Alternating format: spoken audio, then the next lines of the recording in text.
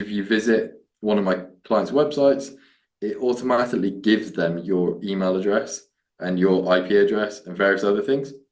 It doesn't give the customer your IP address, but I believe retention has it. So then you can email market to them directly. So you just visiting that website without even giving them your information, they already have it. You have found Authentic Business Adventures, the business program that brings you the struggle stories and triumphant successes of business owners across the land. Downloadable audio episodes can be found in the podcast link found at drawincustomers.com.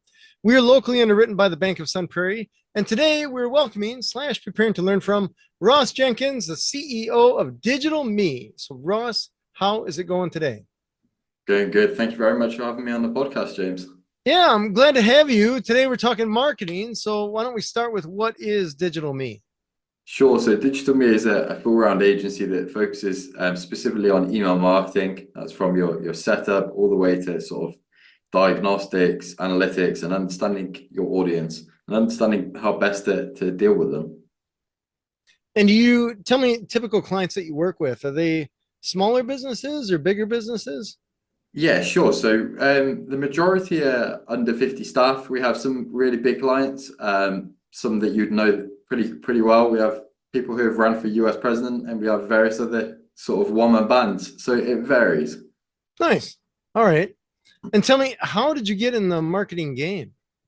Sure. So I've been in it for about 12 years. I started working for an agency in the UK, and I worked for agencies ever since. And I understood what the struggle was. I understood that communication sucked, and it's pretty much take the money and then work out how you're going to deal with it. And that's not right, right? You don't sell a car and hope for the best. Sure, maybe Tesla. So it's kind of understanding the market and understanding what's needed. Got it. And you, I mean, the digital me portion, I imagine, are you exclusively digital or are you getting into some of the, I want to dare say older forms of media, but we'll just say other forms, not necessarily digital. I mean, we do some forms. Listen, if you come on board with us, let's say your payment bounces, we're going to call you, we're going to WhatsApp you, we're going to text you. But outbound, in terms of for our clients, we try to stick to the normal sort of email marketing, WhatsApp. WhatsApp works fantastically as a marketing tool now. So it's email, SMS, and WhatsApp really. Oh, I guess I should clarify the question more. I mean, as far as marketing channels for your clients using. So do you get into billboards or newspapers, magazines, anything like No, that? no, we leave that to the people who can do that best. Gotcha. All right.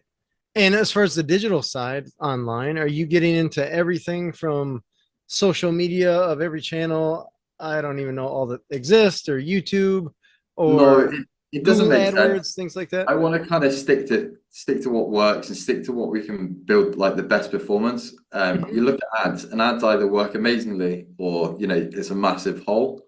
And for me, that's never going to work. We want the client to be happy. We want results, and the best way is we do deal with the tools that we're the best at. All right. And what are those? You look at email marketing, WhatsApp, SMS. Those are the three sort of fundamentals we use for our tools. Oh, I apologize. Okay. So you're going after really targeted people. Tell me, I guess I'm out of touch here. So tell me, how do you market to people through SMS? Sure. So we use tools like ActiveCampaign, which allows us to SMS blast, as well as email blast. So it's quite a great combo. And we've built a tool on top of that to WhatsApp as well. So we kind of have every angle within the tool. So when you want to market, you could say, "Hey Ross, I want to SMS. I don't know, this list of my past customers. They're all in the US. I've worked with them before. I want to show them, a new thing that we're working on or a customer recommendation. We'll put it into email or whatever you plan." All right. Now, tell me, I mean, you're a younger guy, so I remember when texting wasn't much of a thing because we had to text with a keypad that only included the numbers. And if you wanted the Yeah, letter T, whatever, you had to press it 3 times or something like that. So sure. texting when I was a kid wasn't that much of a thing. Email was more of a thing or became a thing. But email, I feel like is kind of slowly falling off the bandwagon because there's so much junk, so much spam. People just get inundated with emails. So their inbox is 50,000 messages that may or may not have been read. Yeah. So how do you avoid that happening to text messaging? Sure. So text messages always deliver to the point of, there isn't a spam box inside of it. So they're always going to deliver, but who you have the biggest problem with is sort of appeasing the SMS providers. So you're sort of, if you look at the UK, you've got Vodafone, Orange, and all those guys. They're the people who are going to stop the spam. Whereas, with email, it just goes into a spam folder and they allow it, it will just go into a spam folder. So it's just ensuring that you're sending decent messages and you're keeping up with regulations and whatnot. All right.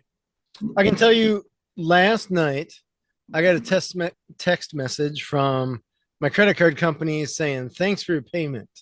And that message came through at 3 a.m. Yeah. And luckily I do not disturb on, but I wake up at whatever 4 something and I'm like, why would they send this message at 3 a.m. with all the technology and all the computers and all the programmers and all the people that I feel should be smart enough to think we don't need to send this text message out at 3 a.m, if at all. We can send it at a more reasonable time. How do you figure out what a reasonable time is, or can you figure out what a reasonable time is if you have clients or your clients have customers that are all over the globe? Yeah, so there's fantastic tools like that. There's a tool that ActiveCampaign uses called predictive send. So it works on data of when you open, but when you open best. Like for instance, if you open emails or something, when you wake up and you're just smashing through them. You're like, I'm not interested, not interested, not interested. It's going to say, he opens emails at 9 a.m., but he's not really optimal. But then at 11 a.m., when you hit your desk and you're opening emails and you're actually reading through them, you're clicking on links, you're showing interest, you're applying to them, it then marks that as your optimal time. So then it's going to say, you know what, we'll send emails to James at 11 a.m., but we'll send emails to Ross at 12:45 a.m. And it works out the optimal time. And it's a fantastic tool because it fixes that problem that you just had. That is incredible. So it's taking it beyond just when they open them, but actually when the person opens it and responds favorably to it. That's incredible. Yeah, because they've Wow. got so much data, they just utilize all their data. And it's, now we've got AI coming in, it becomes even more so like what else do we plan to have in the future? So I always look at it. I mean, I don't know if this is good or bad, but I always look at it from considering that we're talking about marketing here. I get annoyed by marketing messages. I get annoyed by commercials. I even get annoyed by billboards. I was Yeah, just in Scotland a few weeks ago and I was amazed to see that there were no billboards. It was actually it's pretty kind of a bleak. relief. Yeah. So if I'm a person that ends up with these text messages, is there a way that I can get off the list or remove them or Yeah, so it's a not get legal them? regulation. You've got to have that opt-out button. Okay. You've got to have it. The same as email, you've got to have it. But with email, there's a way that you can get around it. For instance, if someone doesn't have that unsubscribe button, you can click spam at the top. And that's more damaging to them, but they should have an unsubscribe button anyway. Gotcha. All right. And could I, as a client, come to you and say, hey, here, I was going to say the phone book, but I guess that doesn't really exist. Here's a bunch of phone numbers that were totally maybe should be my clients. Can Yeah. you just get them? Or do you have to have some, like, how do you vet the list? Yeah, so we have this often. Honestly, probably once every 5, 6 weeks, we have someone come to us with similar to what you just said, like a phone book of email addresses, and they say, I want to email all these people. There's a million people. I want to email them tomorrow. The realistic thing is, you've never spoken to any of them. They're from different niches, from completely different audiences, completely different demographic. You're going to email them, and they're going to put you in spam, and you're going to come back and be upset with me. So realistically, people like that, we just tell them, I'm sure there's someone who will help you, but for us, this project isn't worth it. Got it. All right. And then tell me a story about WhatsApp. I don't know much about WhatsApp. So is that essentially the same, or tell me more about that? Sure. So WhatsApp's similar to SMS. Europe uses it and the Middle East uses it. Because we work quite a lot in the Middle East, we find that they don't open emails as often as people from the UK or US, but they open WhatsApps. They'll WhatsApp you all day. And so WhatsApp's similar to SMS. It works great. It has somewhat similar regulations in terms of, you couldn't spam thousands of numbers. They'll just ban you. It's their tool and you know their rules. Got it. Now, WhatsApp, That's owned by Facebook, right? Or Meta? Meta, yeah. Okay. So where SMS, man, I don't even know. SMS is just a means of communication, right? No one necessarily owns it as a tool, right? Technically, the phone operators own it in a way Okay. because they control what comes in and what goes out. Okay. So that said, has it been more challenging working with WhatsApp versus SMS since Meta changes the rules of the game on a I don't know, minute You'll by minute basis? No, you'll find the phone operators are like the mafia. Oh, They're really? Yeah, they're real tricky to please. I have a customer who's got 10,000 clients and we SMS them 3 times a year. And honestly, even though these clients are spending tens of thousands of dollars and they're getting engagement, people don't want to touch them. And it's tricky. It really is. It's such a mafia-owned game that it's just very difficult to get into sometimes. Interesting. Okay. So when you say the phone companies, are you talking the AT&Ts and Verizons of the world? Yeah, those guys are the ball movers. They decide if your SMS goes through or doesn't go through. Okay. Um, and it's based on reputation. And when you start from the start, you have no reputation. And to build a reputation, realistically, you need to send an SMS. But how are you going to send an SMS when you've got no reputation? So you've then got that sort of odd angle when no one wants to let you send an SMS, but you have to build SMS reputation. All right. And there's companies out there, but they make you jump through 1,000 hoops, and so that's kind of the things that we're seeing.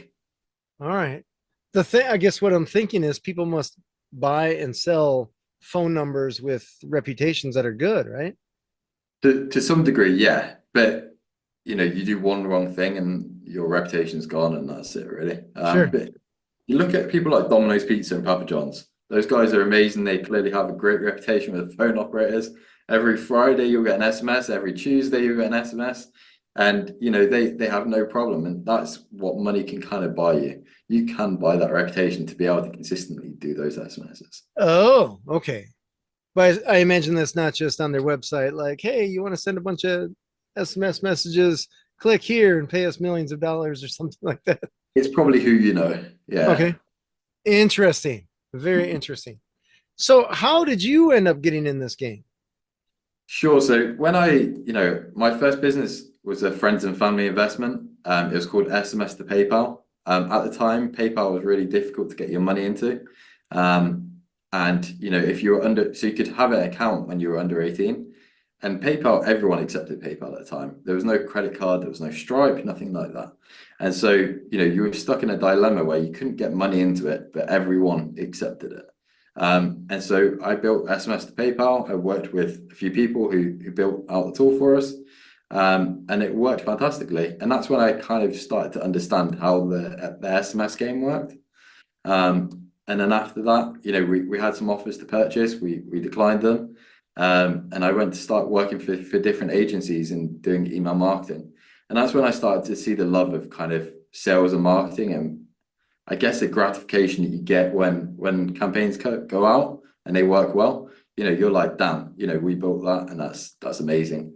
And so that's how it all started That's cool. And how long ago was this? 12 years ago. 12 years ago. Okay, so it's been a while. Yeah. So I mentioned well, even the smartphone game has changed over the course of a decade. So what Yeah. people have and how often they look at it and what they look at it for. So Yeah. how has your business had to evolve over the course of that time? Sure. So that's why I think WhatsApp marketing will become more relevant more and more as Meta is weirdly opening the doors somewhat. They released an API not too long ago and kind of gave you the graph to be able to do what you want. That's why I believe WhatsApp will at least overtake in the UK and Middle East. US is a bit funky because you guys don't use WhatsApp as much, but over here we use it massively. And so I think we'll come to a time where people will stop using SMS and marketing will be primarily WhatsApp. Interesting. So do you see WhatsApp as being somewhat of a monopoly then? Yeah, it's a funky one, isn't it? Yeah. I'm not sure if it's a monopoly or just a great way to market currently. It could change quite quickly. When you're in the Middle East, you get WhatsApps consistently. Like I'm Okay. in Spain right now, but when I go back to Dubai, I will get WhatsApps and my phone will just be pinging full of people marketing to me. You know, if that's your convenience store, that's your pizza, that's this, that's that. You know, that's your WeWork office. Everyone is messaging you through WhatsApp and they're giving you consistent campaigns. So I don't know how long WhatsApp marketing will last for. I don't know if they're going to rule it down or what they plan to do. Okay. Is there any competition to them besides SMS? Not really, not in that kind of area. That's a real smartphone area, and that's why it's fantastic because people, when they're on their phones, they can be seriously focused. No, I guess, do you mind if we dig into WhatsApp a little bit more? Because I have to admit, I don't know much about it at all. For To sure. me, it just looked like another way to text message, which I looked at it and I was like, I already have a way to text message. What do I need this thing for? Yeah, So why are people, US or otherwise, why are they installing WhatsApp and using WhatsApp? Are they using WhatsApp? WhatsApp's great for international messaging. It allows you to instantly message people. It's online, meaning that you don't need a cell phone provider. You can use your Wi-Fi. It allows you to send pictures consistently. You know, SMS, when you send pictures, it's like MMS. It's poor. It's hassle, isn't it? And WhatsApp's pretty convenient in that way. They allow you to group message. In comparison to sort of iMessage, it's probably quite similar. It's just probably a little bit more advanced. Okay. So I feel, is that similar to a Google Voice type thing where they're using the data that you have versus the cell phone Yeah, tower, so to speak? yeah. So it'll come from your internet rather than your cellular sort of messaging. Gotcha. All right. And when did you decide to go off on your own versus just working for a company or with a company kind of thing? When did you decide, hey man, I'm going to start my own gig here? Yeah, so I moved to Ireland and I was getting amazing results, like incredible results. And I made a verbal agreement with the CEO, and that was a bad move, obviously, on my part. I hit my side of the deal, he didn't hit his side of the deal. Oh, Um, And so I knew I could market well. I was getting amazing results, not for every client, but for the majority of the clients, we were getting incredible results. You know, through my agency days and then through that. I went and spoke to some agencies in Ireland and I just kind of winged it. I just said to them, you know, I'd like a percentage of the business. Rather than giving me a huge wage, I want a percentage of the business and this and that. And it was going somewhere and they realized the potential and I thought, oh, if they're seeing such a big potential, why aren't I just doing this on my own? You know, I can market. What I need is something like escrow. I need something to hold the money because when people talk about money, they don't want to send you $100,000. You know, they want that to go in escrow and they want their side of the deal done and such and such. And so I signed up to Upwork, and at the time, freelancing wasn't that big. You know, at the time there was no one over $100,000 earned. And so I worked on there. I started on $25 an hour, and now I'm up to $365. oh, that's Um, a jump. All right. yeah, and then just under $2 million earned. All right. That's awesome. Tell me, are you still working through Upwork? I work through Upwork as well, but obviously most of my clients come direct now. Things have changed, and we've built a brand around us, and it's worked quite well. Yeah. Tell me, Mm. how was it working initially, at least to get started? How was it working for, I'm going to say through Upwork? You Yeah, say they're the for, middleman. through? Yeah, they're the middleman. It was honestly, it wasn't too tricky at the time. You know, I worked for an American guy, and he was fantastic. I speak to him now still. You know, for the most part, it was okay. It's still a grind. Listen, I dropped my wages massively to do that, but it's something that I knew I saw a vision on, and I thought, you know what, I'll wing it. I have nothing else, so I'll go for it. All right. Very cool. And were you on Upwork as well as other competitors to Upwork, or were you pretty exclusive to Upwork? No, I was weirdly pretty exclusive to Upwork. The reason being is I didn't want to have 100 different things open and just go, you know, I'm going to have my finger in every pie, especially when you're trying to focus on specifically one goal. I knew if I earned more on Upwork, more people would trust me, more people would hire me, and I'd continue to be able to grow. So I specifically went for there. I didn't touch anything like Fiverr or anything like Okay, I was just going to ask you because I've used people on Fiverr that. a ton, the past, man, it's been almost, I don't know how long Fiverr's been around, but I remember actually paying $5 for stuff, if that gives you an idea. That's not Yeah. much of a thing anymore. So that's why I never touched Fiverr. That was my main reason. And even so, still, it's kind of sketchy. They have resolved their reputation in that sense, but that's why I avoided Fiverr originally because I was like, I'm not going to sign up to a site that's $5. But I mean, they've got the guy who made the Apple logo, the actual original Apple logo on Fiverr, which is so Oh, cool. nice. Okay.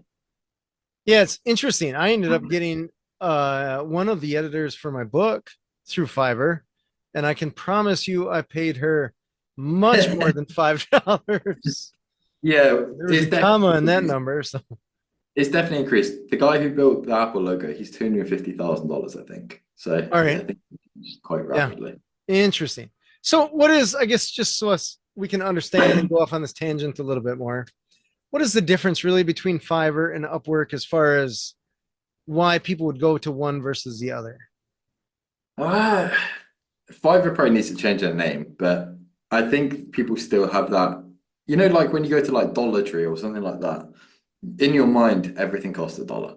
Realistically, it doesn't anymore, but in your mind, everything costs $1. And that's the same the way that people see Fiverr. And so it wasn't great for the audience that I wanted to target. Like if you look at the audience that we target now, they're pretty high-end clients.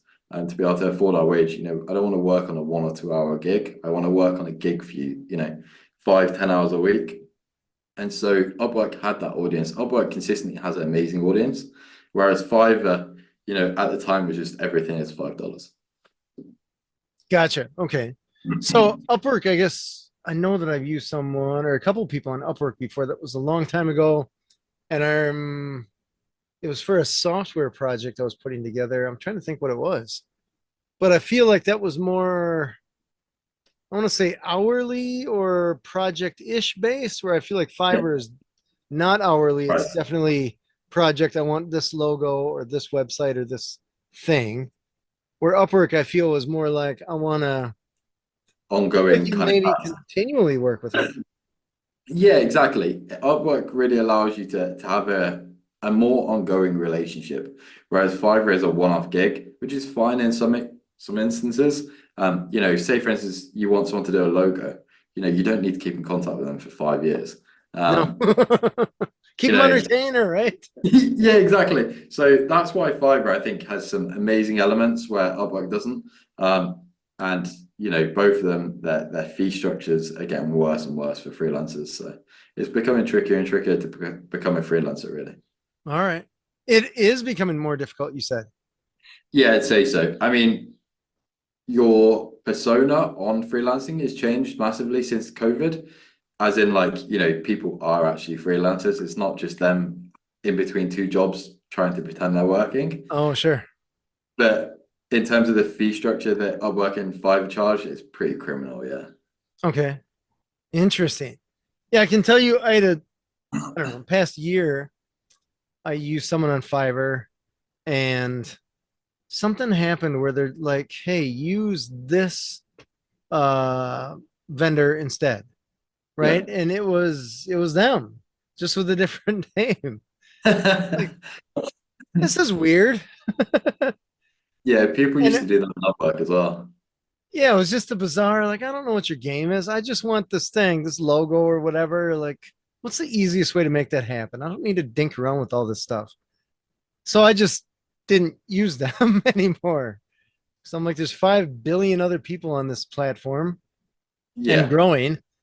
And you don't necessarily know who's good and who's bad. But I guess that's one of the advantages that I like of even Upwork or Fiverr is that you don't have to go and lay down 6 figures to get somebody that you find out isn't going to work out. That you can Yeah. spend $50, $100, something like that, and find out, you know what, you're super great. Let's keep rolling, like I did with my editor, or hey, you're Yeah, it's terrible not at what work. you do. Yeah, and that's why the tools are great. They do give you that platform to be able to reach out to clients, but also clients reach out to freelancers. And for the most part, there's not many bad apples. There's the odd person that you'd, refuse to work with, but for the most part, you get some amazing people that you can speak to. Fair. Tell me, so you removed yourself from Upwork or you're still on there? I'm still on Upwork. Listen, if you want to pay the rate, pay the rate. But Okay. it doesn't make sense for me to not be on Upwork. It's a marketing platform for me. You know, I'm plastered all over their website as well, which is great marketing as well. Yeah, Um, but yeah, realistically, it makes sense for me to just stay on there. Any client who wants to work with me, we can work together on Upwork. And you know, if you find me direct, you find me direct, and that's so that works that way. fair. So, not talking exact numbers just because we don't know when the listeners are actually listening to this, what they're going to be, Yep. because you never know. But tell me, how do you figure out what price you're going to charge for a given project or hour or however you charge for your stuff? Sure. So my hourly is $365 now. Now, but say for instance, you say, you know, Ross, I'd like a fixed price. Here's my project. Here's what I'm looking for. You know, and it's not variable. There's no way it can be variable. For instance, you know, you want 5 emails in a sequence. You want a list, a specific list made, and you're going to give me the list up front. And I've quoted it. There's no way that you can change it. That's it. It's locked in. Um, what I do is I quote 20% over what I believe it will be in terms of my hourly, and then just do it that way. So it's fair. It gives me some leeway as well, because some people take ages to pay, some people will pay immediately, and unfortunately, that's just the way you have to do it. Fair. And the of the clients that you're working with, are the Yep. majority of them European based or are they all over? So the majority of them are American. Americans love email marketing in comparison to British and Middle East. We've got quite a lot of Middle East clients nowadays, but majority American, second Middle East for sure. All right. Why is that? Why do Americans like their email versus some other parts of the world? You guys have less restrictions. We have GDPR and various other things in the UK. And there's a lot more sort of red tape in the UK and a lot more problems in terms of I've got to go ask this person, I've got to ask this person. And yeah, it's just not worth it. Whereas Americans, they're quite quick to spend. All right. So GDPR came about, I don't know, was that 5 years ago? How long was that? It Five wasn't years that ago. long.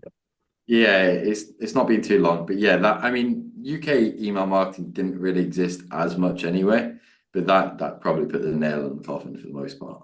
Gotcha. Okay. I was just going to ask if that was a bigger part of your business back then or if that changed. No, you've always had that problem. And for the majority of the clients, you know, that listen, if you want to email your customer list in the UK, fine. But you know, if you want a cold email or stuff like that, then yeah, you're in a bit of a pickle. Gotcha. Interesting. So if you were to start a business of, let's say, not a marketing business specifically, what would you use? Let's just say, I don't know, let's just say a frame maker, just because I see a bunch of frames in the background there. If you were a frame maker, how would you market that business? Sure, something like Facebook ads, and then onto a landing page, and then email marketing in the back end. That'd be kind of the route that I would go, depending on how unique it is. Like these are cool. They're made by I can't remember what they're called, mixed tiles or something like that, and they mainly get their audience from things like TikTok and YouTube creators, and they go down that angle where people technically promote them for them. And that's quite a good angle because people like me or you, like I'll be honest, I cannot be bothered framing stuff. I'd rather just send them the picture. They can frame it for me, send it back, and I'll put it wherever. Yeah. I want the ease, and so that's what they're great at. You know, a marketing stack like that just works phenomenal. No, I get that. I completely understand where you're coming from with the ease thing. I had to tell myself to stop buying parts and pieces for projects until I finish the projects with the parts and pieces that I already have. I get into motorcycling and stuff like that. And I was like, I should put different handlebars on this bike. And I'm like, okay, it is not as easy as just buying the handlebars. You got to buy the handlebars, you got to receive the handlebars, and then you got to actually find the time that you can take everything off the old handlebars, put the new ones back on, and try to find that one block of time where it's all together so you Yeah, don't break it up and all of a sudden lose your pieces or your train of thought. Or you're like, where did this thing go? So it's interesting because I got to just pull the reins on there and stop myself from getting into another project because you get all excited, right? You're just like, oh, this thing looks amazing. These handlebars look great, or these frames look amazing. But then you realize like, oh, I got to take the time to do all the stuff and grid That's it pretty out where I'm much, going to hang them up yeah. and all that jazz. And I'm going to get them. They're going to sit in the corner. And every time I pass that corner, I'm going to be like, oh, I should probably do that one of these days. It's on the to-do list kind of thing. And that's why paying extra 20-25% just makes sense. These even come with sticky pads, so you don't even have to hang them. Oh, wow. All So right. It's just shy of having a person come out and throwing them up on their own. pretty much, yeah. And so that's why, we need to make things easier for clients as well. And so communication is such a big part, and showing them a tool that has everything that they need and showing them how they use it, just like we did when you purchase things like this. You want to make it as easy as possible for a client to purchase. Yeah. Tell me about the following of people as far as marketing goes, where somebody looks something up online and then a week later or a couple days later, other stuff starts showing up on their phone or they get a text message or whatever. My buddy and I were talking about his pool and I started getting ads about pool filters and stuff like that. Yeah, so there's a few ways that's happening. So one is called retargeting ads. So Google Ads and Facebook Ads utilize this. Pretty much puts a cookie in your phone or your PC, and then every page you go to after might have that image saying, you looked at this or so forth. And then there's other tools like retention. Retention's a new company. It's just came about.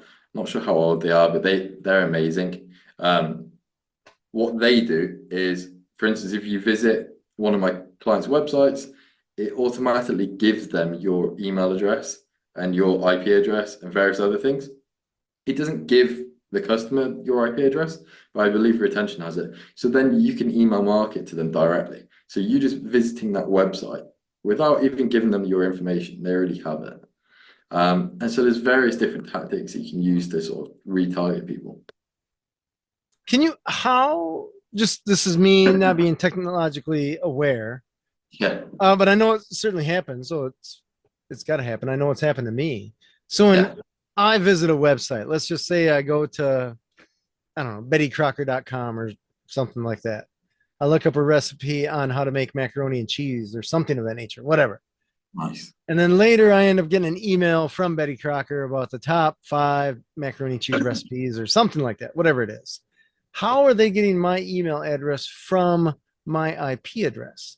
Sure. So retention uses amazing tools. They've pretty much legally bought databases. In the US, you can only use this in the US. They've legally bought databases, and they'll obviously just match you up to what they've got on your records. They'll then give it to the client. The client will then email you. It's not remarkably expensive, but obviously when you look at the whole tech stack that you need, it becomes quite expensive. So for instance, your e-commerce stores utilize this massively. Such a good tool for e-commerce stores. We've seen insane results pretty much based upon it. Say that what scores though? I'm sorry. Sure. So pretty much e-commerce stores use this tool or should be using this tool because the kind of scores and the ratings we found based off it is just incredible. Gotcha. E-commerce. Okay. I see what you're saying. I see what you're saying. So that means essentially if someone goes, I go to bettycrocker.com and I insert, I don't know, maybe a cookbook. I don't know. Betty Crocker sells food of some kind. Yeah. I put something in the cart, but I don't finish. I don't actually complete the checkout. They can find my IP address and they put that against the database. That database says, hey, 192.168, whatever, lines up with James. This is James's email. So therefore, Betty Crocker, here's the email you sent to James because you know he didn't complete the checkout. And they send an email to me that says, James, you forgot to hit checkout or whatever. Yeah, so you can segment even further down. You can segment based on the actual product that they were looking at. For instance, you were looking at mac and cheese. We could segment and say, you didn't even enter any details. You literally just looked at a recipe. We could say, we have the best mac and cheese, you know, ready meal that you can get or diner meal that you can get. And that's kind of where it becomes so powerful because you're segmenting an audience that you'd never usually get. Interesting. I always wondered that because I'm like, we can see IP addresses and stuff like that, but how am I constantly getting retargeted with stuff where I never actually entered any information? Yeah. And part of me was just like, how are they doing that? But the other part of me, business side, was like, how can I do that to Yeah, gain for sure. clients kind of thing? It's honestly amazing. I've shown a good few clients it and they sign up and they've got insane results. It's a tool that I never thought would legally exist, and it does. Gotcha. Isn't that the truth? But that's a US thing, or is that Yeah, okay? US only. And I suspect it will probably stay that way. Gotcha. Okay. And how, I guess, from your point of view, is this something that a smaller business it's attainable for a smaller business, or do you have to be some multi-billion dollar, I don't General Motors or something like that to be able to even begin to use something like that? No, you've got to have a considerable amount of sort of hits to your website to make it worth it. Otherwise, you're paying for something that you're just not getting use of. Unless like your conversion rates are, let's say that your average client's worth, I don't know, $50,000 and you only get 5,000 visitors a month. That's probably okay because your average client, just one client pretty much pays off everything. But realistically, the prices aren't that expensive. I'm pretty sure it's under $1,000 a month. Okay, got it. All right. But you need more than a handful of people come to your website to even be able to make the tool justifiable. Yeah, you need at least 10,000 people from America per month to kind of make justify the cost. Gotcha. Okay. And is retention the only company that's doing this, or are there other companies I imagine that have these databases as well? There's a couple of other companies, but they don't do it anywhere near as good as retention. I have one client that has five different retention competitors on their site. And honestly, retention just absolutely smashes it. I think they get in like 2,000 contacts a day. Um, Wow. and they sell quick as well. I think they make Okay. 25,000 dollars just off that retention spend. So Holy cow. That is impressive. Do you imagine that that'll stay the way it is, or do you think that regulation will come in and break I that don't up? know. I don't know. I hope it stays, but As a I marketer, right? That's yeah, I suspect it will stay. You guys aren't very strict on regulations in that sense. I suspect it will stay. I hope retention gets better, and I hope competitors get better. Just so I can hop on their bandwagon as well. But we'll yeah. see. All right. So is that something that you offer as well, or you're more the SMS, WhatsApp? Yeah, so we push people to retention, and then retention then say, okay, Ross, they need to set up, how do you plan to do it? And we'll work with the client in terms of getting retention installed, and then active campaign or various other CRMs on the back end. Gotcha. All right. Do you do anything with website search engine optimization or anything of that nature? We used to. We don't do it as much now. It's become a too much cost price basis where people want the cheapest price, and you've got tools like Elementor now, which allow you to, your average Joe just to make his own website Hmm. and nicely as well. And so it doesn't make sense for us to stay in that space. We're amazing at emails. We get great results. So what's the point in being in another space that we're not going to be the best at? Sure. Tell me, I'm just curious about this one because so I have the call answering service. Call answering service, we can answer phones for any company, but there's Yeah. some companies where it just doesn't make sense, right? I always joke with people that if you're at a hot dog stand, it wouldn't be worthwhile having us answer your phone because you're going to sell a hot dog, right? You're going to sell your hot dog for a few bucks and you're Yeah. going to end up paying us a few bucks for that phone call. So therefore you're going to not make any money or lose money because you still have to pay for the hot dog and the bun and all that jazz. But if you have a hot dog cart company, we're a great business to answer your phone because we're only going to charge you a few bucks for that call and you're going to sell your $20,000, $50,000, whatever hot dog cart. I don't know how Yeah. much hot dog carts cost, but it's going to be enough money that a few dollars doesn't even matter. Yeah. So, for the marketing that you do, is there an ideal client? I'm going to say average ticket value for those clients where it makes sense to use someone like you? Yeah, it really varies. Like if you're gonna tell me, Ross, we want to sell items for, $5 a pop, and we've got no clients currently, we want you to go reach out to people. Realistically, it's not gonna work. My cost versus the cost of acquiring a customer, there's no profit. There's just none. So it really varies. We've got some customers who sell courses for, five, $10,000. And we've got some customers who sell courses for, your $200, $300. $200-300 per product is kind of our soft spot, I'd say. Anything below that, you're probably going to the profit margin. Gotcha. That makes sense. We're the same way. Same way. We answer phones for a few massage clients, and that's why I'm always trying to have the crew, I'm going to dare say, talk people into some add-ons, hot Yeah, stones, facial scrub, whatever. I don't even know what all they do, but try to get some add-ons to build up that total value of the yeah. call. Because as soon as that customer calls to reschedule or to cancel or something like that, now our client's upside down. So we got to make sure that we're maintaining the value to even answer their phone. Yeah, and that upselling, something you just said there is probably one of the biggest mistakes that most people make. They don't have upselling on their website. And you see this on e-commerce stores every day. They don't have Oh, a, and you know, it's so powerful, isn't it? yeah, It really, it's huge. It's huge because I think of this. I used to work at a movie theater forever ago. And this was back before movie theaters had 5 million products, right? The movie theater yeah, that I worked at, we had popcorn, we had soda, we had candy. And yep. so the pricing was very easy, right? Small, medium, large popcorn, small, medium, large soda. And then the candy, I think we had two different prices for candy, depending upon what it was. Anyways, someone would come and they'd be like, medium soda, medium popcorn, because that's super easy and they don't have to think, right? They're on their date or with their family or whatever. They Yeah. don't, medium, right? It's easy. And I would say, hey, man, for 25 cents more, you can go from 32 ounces to 44 ounces.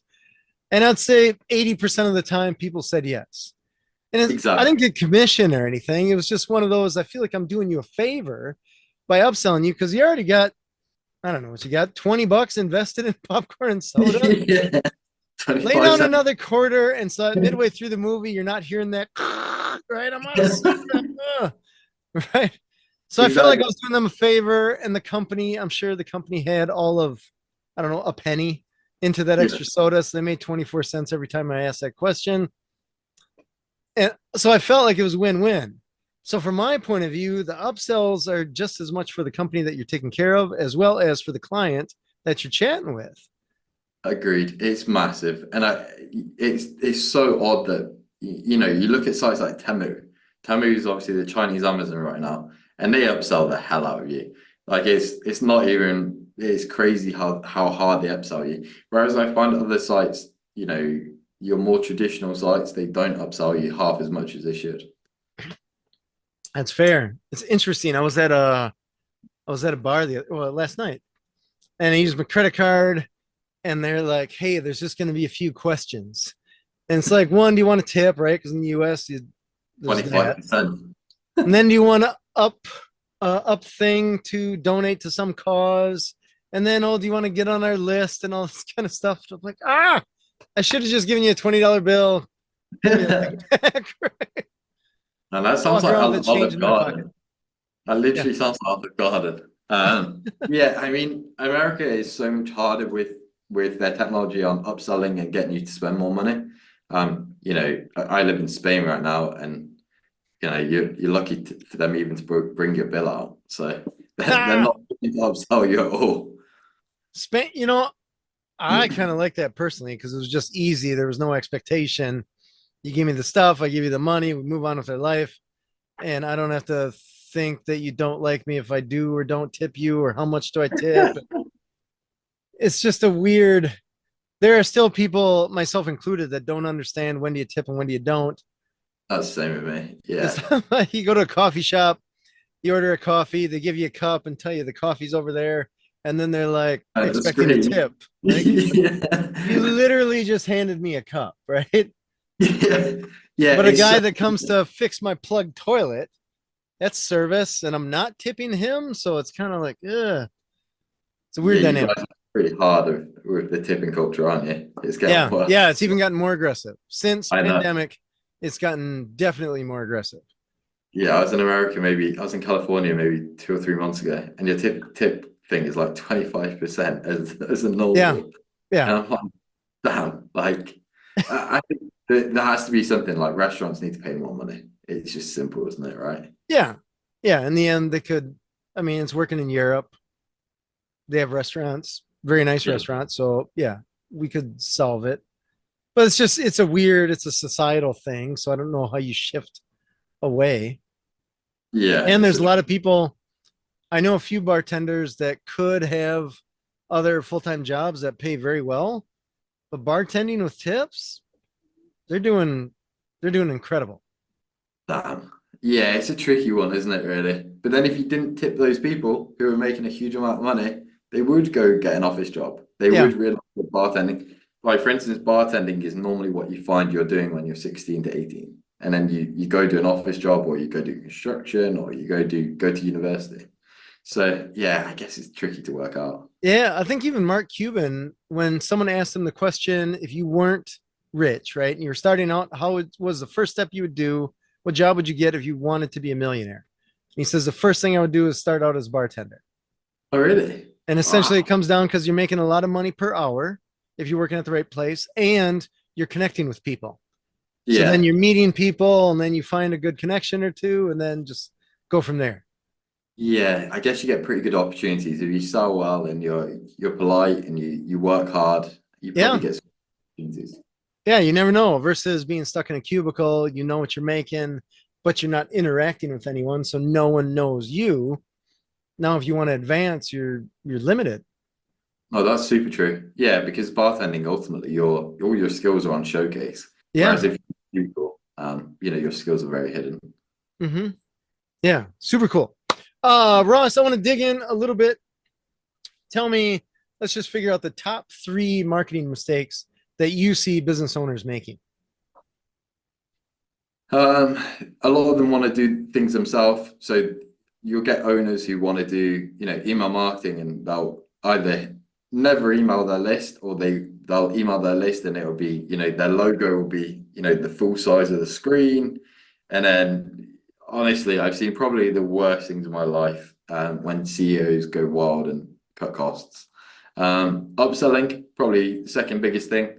Why haven't you got upselling on your website? I don't understand, especially when you B2C, it makes complete sense. Um, the third one is just know your audience, understand who's purchasing. If most of the people who are purchasing from me are, middle age between 40 to 50 or 55, they're male, they are, American, they from California, they have these jobs. Understand every part of your audience and what they're doing, and build a persona, and then market to it. But find different ways to market to it because, for instance, one way might work for James here, and one way might work for me here. Different audiences react to different techniques, and your biggest marketing speaker probably hasn't marketed for 10, 15 years. So when you're listening to 20 different marketers and they all tell you different things, you need to kind of understand the data yourself and kind of work out, do I need to go on TikTok and target 18 to 25-year-olds? Or do I need to go on to Instagram and Facebook and target, 35 to 55-year-olds? Know who you're talking to and use those tools wisely. Gotcha. Interesting. Tell me, when you are working with clients and you have your verticals that you work in as far as the marketing channels, do you Yeah. work with other marketers that are in other diverse marketing places, I guess, to try to put together a bigger marketing project, so to speak? Yeah, if it makes sense. Like for instance, if you say to me, Ross, I need Facebook ads, this is kind of the route that I need to go. The Facebook ads will go to a landing page, which will have an opt-in form, which you'll do the email marketing on the back end. And you get me this kind of stuff. We'll link up with our Facebook ads guy. He's not on our team, but he's on someone else's team. And we'll work out a deal and he'll be happy, I'll be happy, and the client will be happy. Very cool. It's interesting from the marketing standpoint. I went to school for graphic design, so I don't know, I was naive and I had this assumption that, and I had this assumption because I worked at a marketing company as a graphic designer, but this was also, I mean, internet was infant back then.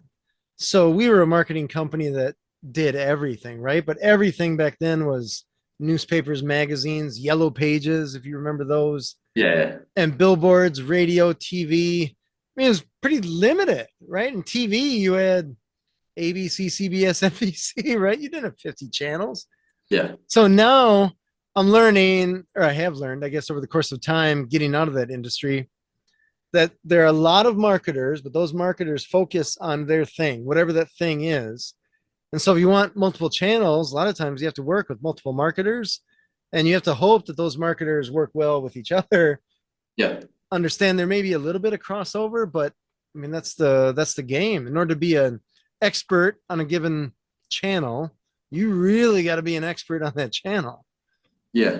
You'll find, obviously, you build connections. I've been in this game long enough to work out if people are good at their jobs. I've worked with some awful people in pay-per-click, and there isn't a day in my life where I'd recommend a client to them. And then there's people who I've worked with who I've spent myself tens of thousands of dollars with on PPC, and I know I can trust them, and I know I can trust them with my client. And we all work together, and it works quite well. Once you've built kind of a trusted network, you kind of work out where the boundaries are. And there's sometimes clients bring in people and they're rude, or they're nasty, or they're this, and that just sucks. But it's the aim of the game, and it's the same if you go to work in a workplace. There's people you aren't going to like and who are arrogant and rude, and you just have to get on with it. Fair. But when Totally I decide my team, then you're not my team, Yeah. So Got it. Tell me, if you had a business, we'll put this really broadly. If there was a percentage of either revenue or profit, whichever one you want to use, that you would recommend people throw at marketing, even if it's a range, do you have a number that you think is a good ballpark figure? it really depends on what you're trying to achieve. Listen, if you're trying to do B2B marketing, and let's say I've got a big enterprise company right now that is wanting to email hotels to get feedback on their fitness tool. The fitness tool goes into hotel rooms, but it's also backed by a huge brand. And they are going to email around 6,000 sort of hotels, all worldwide, and all they want is feedback. A marketing campaign like that costs only a couple of $1,000s, and you're going to get the feedback. You're going to be able to speak to people like Marriott, anyone that you want to kind of speak to in that range. But if you're looking for conversions, you need to look harder. If you're looking for someone to spend $10,000, we're not going to get that overnight. That does take time. It really varies. It varies so hard in terms of a price. Gotcha. Fair. Ross, how can people find you? Sure. So my website is DigitalME.cc, or find me on LinkedIn, Ross Jenkins. All right. What is the .cc? .com was taken. Oh, gotcha. Okay. I've never heard .cc. So is that specific to a country, or is that just whatever? It's a thing. I believe it is specific to a country, but it just sounded right. So I thought, you know what, we'll take that. All right. Well, .cc sounds cool to me. So awesome. That's DigitalME.cc. Correct. Awesome. Ross, thank you so much for being on the show. Thank you very much. This has been Authentic Business Adventures, the business program that brings you the struggle stories and triumphant successes of business owners across the land. My name is James Kidman, and Authentic Business Adventures is brought to you by Calls on Call, offering call answering and receptionist services for service businesses across the country, on the web at callsoncall.com. And of course, the Bold Business Book, a book for the entrepreneur in all of us, available wherever fine books are sold. If you're listening to this on the web, if you could do us a huge favor, give it the big old thumbs up, subscribe, and of course, share it with your entrepreneurial friends, especially those that may be interested in marketing, which should realistically be all of them, and those that may not be, which they should be, right? We'd like to thank you, our wonderful listeners, as well as our guest, Ross Jenkins, CEO of DigitalMe. Ross, can you tell us that website one more time? DigitalME.cc. Perfect. Love it. Past episodes can be found morning, noon, and night at the podcast link found at drawincustomers.com. Thank you for joining us. We will see you next week. I want you to stay awesome.